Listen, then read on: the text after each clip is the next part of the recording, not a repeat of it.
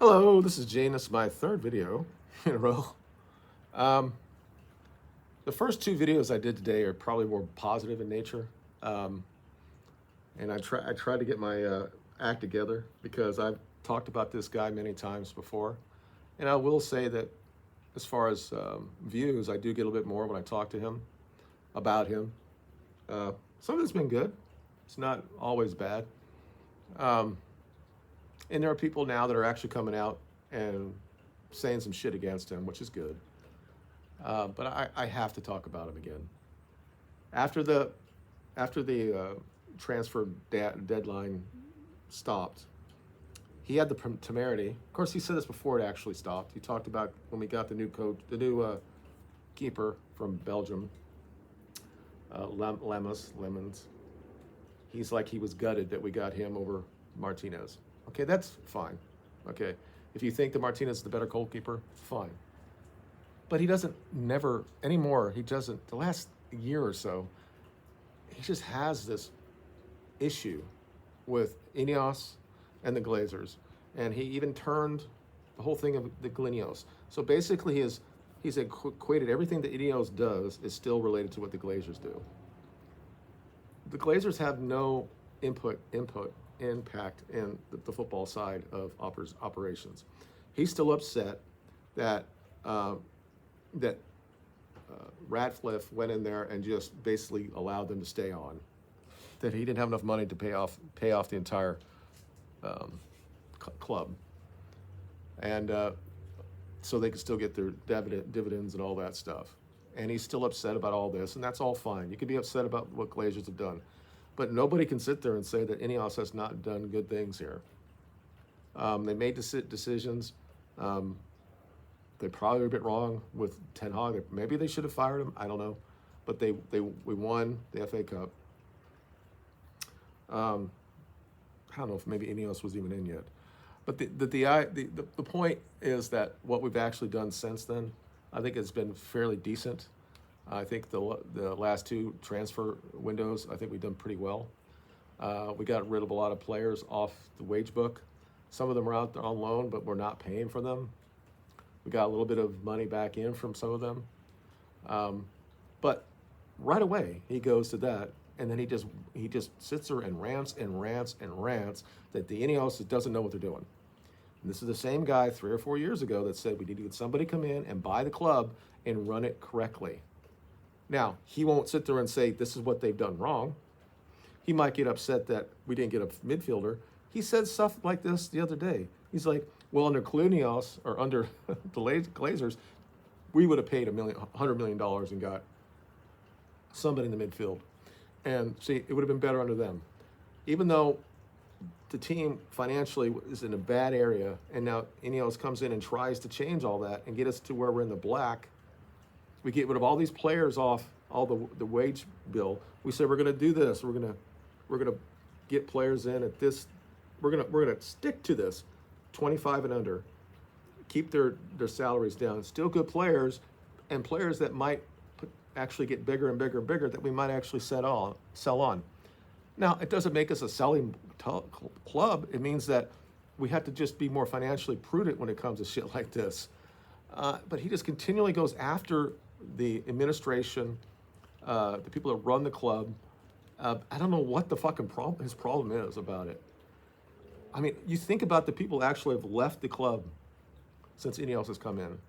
And could we get rid of Casemiro? At this point, he's still he's a better midfielder than what we have.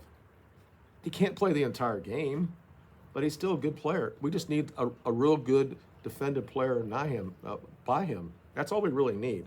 And yeah, that's a fair criticism that we didn't get one.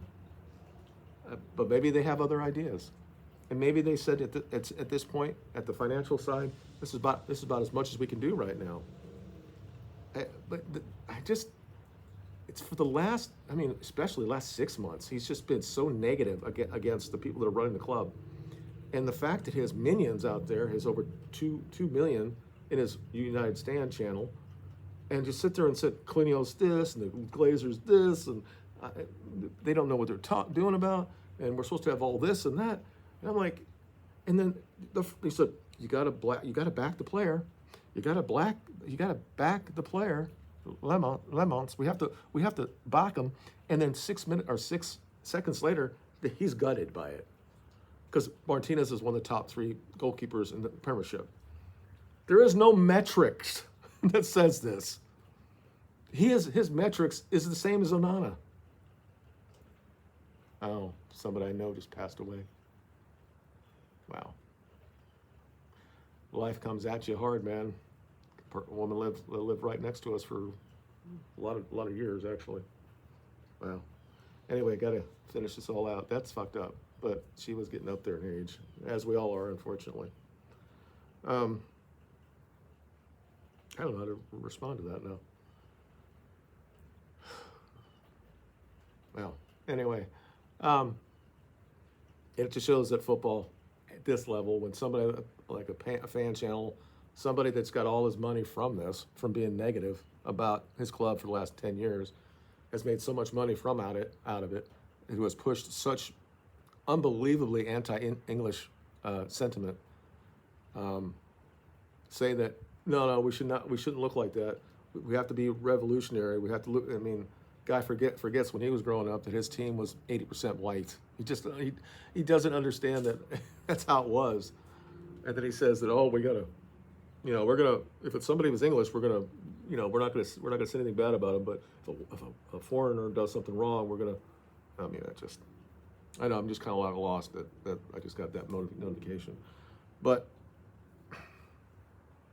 I just think at some point, as I said many times about him, is that it's fine, and I recognize that he is an actual Manchester United supporter. Okay, there are a lot of people online that says that no, he just does this just for clicks, and he's really a Forest fan.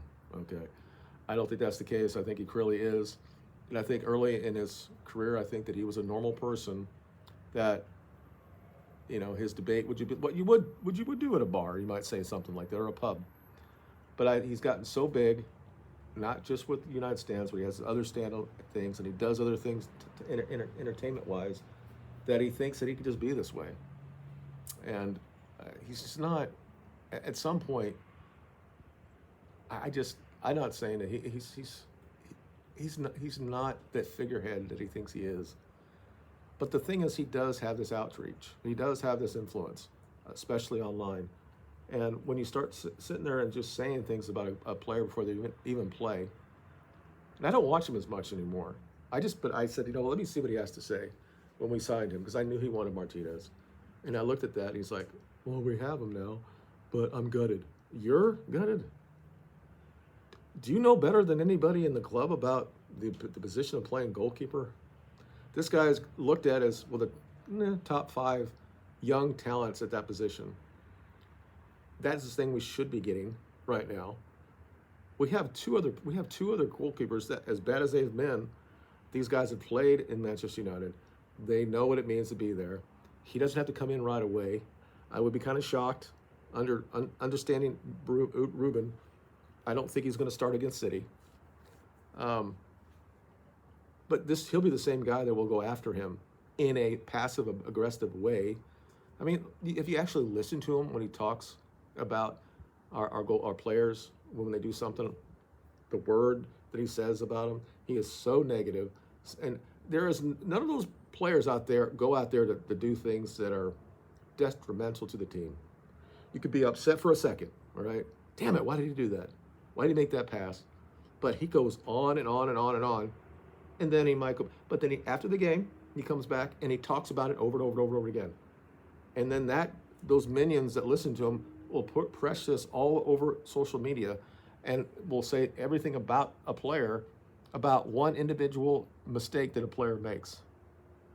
That looks like that is a bug on the top of that thing. I'm not saying that you shouldn't have the ability to do it, and I'm all about capitalism, and he did all this shit, but he took all this shit, and he has this mindset that, we need to do all this, we have to be, and then he goes and lives outside the town in a rural area because what's happened with his channels that he can afford to go out and live in the country. Meanwhile, in Nottingham, where he's from, is a shithole. Birmingham is a shithole. Um, I think his priorities are a little bit off. I'll just say that. Um, I just, I'm not, I have used, I think he has a cancer. I think at this point he is. I think that the people that he hires don't know what they're talking about. I think he got Beth because Beth is somewhat decent looking, and she just has she has no idea about football. These people are in their 20s. They grew up in a time that they've always been on the internet, that they're all used to outrage culture, and they just have to just have clicks and they have to talk about it. And there is no nuance about anything. The only one that has any nuance is Ricky, and most of the time Ricky is right. This is not ageism, because we're probably the same age. Sometimes I think he's wrong, but normally he's right. We're at this point, we're never going to be the teams that we were in 2008, when we had 2 or 3 really great players in each position. We're just not there. And the fact that made Ferguson so good, he was a good man manager as well. And we had great captains back then. So we don't have that anymore. The game has changed so much. I've talked a little bit about this on this channel. The game has changed so much. The players are so much more empowered than they were back then. The money is so big. And the game has changed because we are now basically using like the money ball aspect of getting players. Each different type of group of people mature a little bit differently. So you see a lot of young Africans do well early on, and they come into these leagues, and the game kind of like changes because of their physical attributes. It's not the same game. I don't think it's a better game. I think, and I've said it many times on the channel, I think teams from the 1990s and 2000s would easily win now. I just think they would. The technological, anybody's like, oh, they're so more faster now and all that, more athletic and all that. Like, again, this is this whole thing about we have to look how quickly they run a 40, how high they jump. It doesn't really talk about the IQ when it comes to football. It's just not.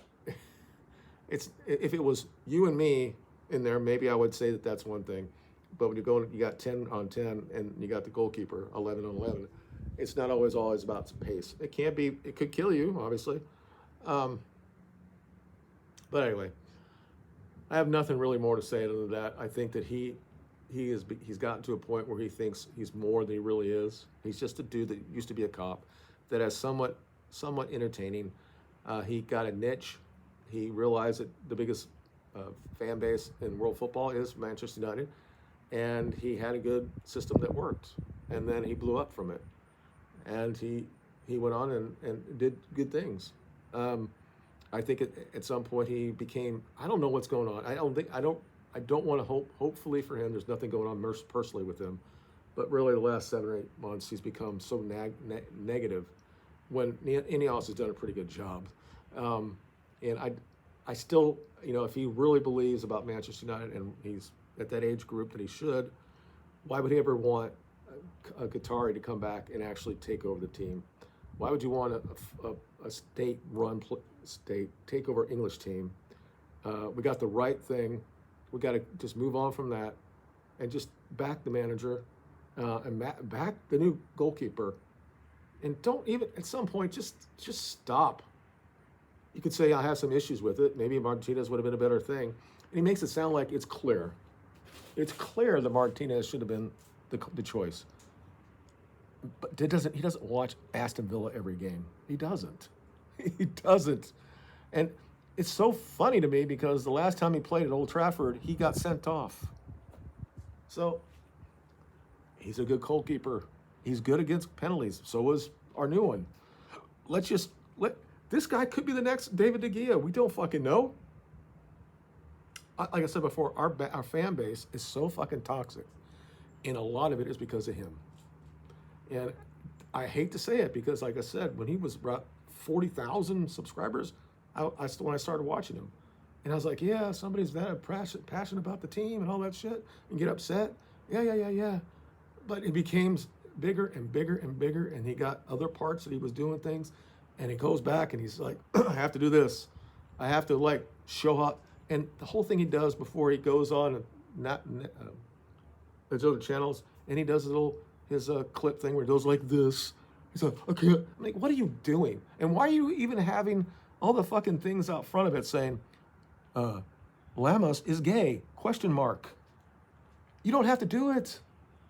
You have 2 million people already on your fucking channel. Stop doing these bait lines all the fucking time. And he's not the only one who does it, but he's the one who started it, really, when it comes to this shit.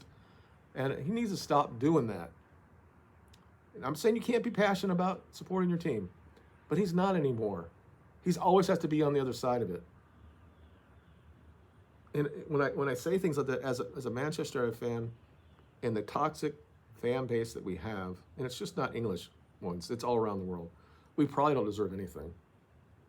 The players will do it for themselves because we probably don't need it. The guys that are actually at the stadium doing shit, they deserve it.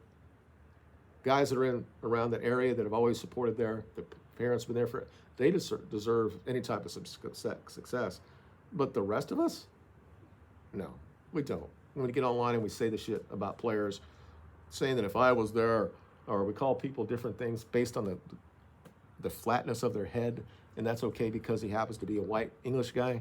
Okay, it's just not. You can be upset at the moment. I can't believe he fucked that up, but that was never his intention. As bad as Onana is, Onana was trying to lose all these games for us. Anyway, I'm going to stop right there. I've been talking all day. Let me know what you think in the comments. I'm not saying that these things should be stopped. I just think that he needs to be called out every now and then, and he has been. And it's been even Sam has been talking about it, and so has Steven. He said there are people out there saying things about we had a bad transfer window, and the reason why it was so bad because we didn't get a midfielder, and then they just go off on their fucking tangent about it's because of Klinios, it's about Ineos. No, it's not. Somebody has to make responsibility and have take accountability for the shit that's happened for the last 15 years, and this group of people came in and they're doing the things that they can do, and I think they've done a great job. There's a new Carrington, there's a new attitude at the time, we have good players, we're going to be a challenge for anybody this year, and that's just, we're building to something better, and that's what we have to be behind. I just hope that at some point he wakes up to this. But anyway, you guys have a good day, and we'll talk about it later. Bye.